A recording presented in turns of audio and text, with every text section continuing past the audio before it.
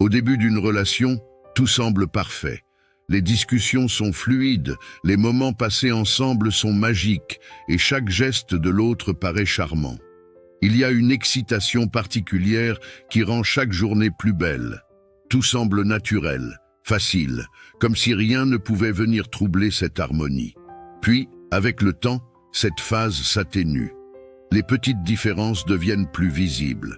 Les habitudes de l'autre qui semblaient mignonnes au début commencent à agacer.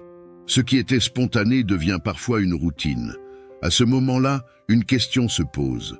Comment continuer à aimer quand l'idéal du début disparaît? Beaucoup pensent que l'amour s'éteint à ce stade, alors qu'en réalité, c'est ici qu'il commence réellement.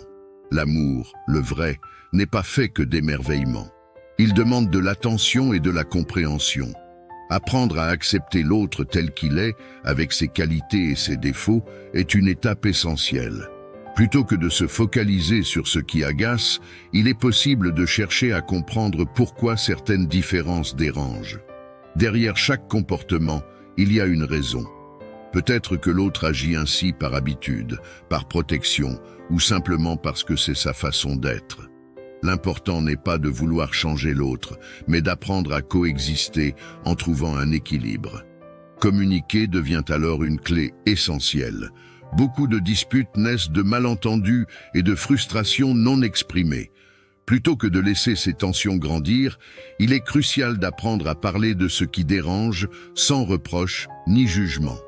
Expliquer ce que l'on ressent, écouter l'autre avec bienveillance et chercher ensemble des solutions permet d'éviter les conflits inutiles. Plus la communication est claire et sincère, plus le lien se renforce. Faire durer une relation ne signifie pas ignorer les problèmes, mais apprendre à les surmonter ensemble. L'amour ne se mesure pas à l'absence de disputes, mais à la capacité de les traverser en restant unis.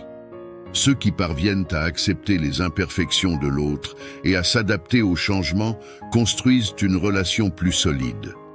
L'engagement ne repose pas sur une illusion de perfection, mais sur la volonté de faire grandir l'amour malgré les difficultés.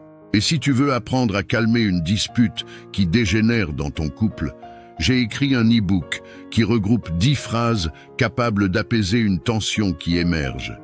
Il est totalement gratuit et tu peux retrouver le lien dans la description de la vidéo. Alors n'hésite pas à le télécharger si ton couple en a besoin, mon ami.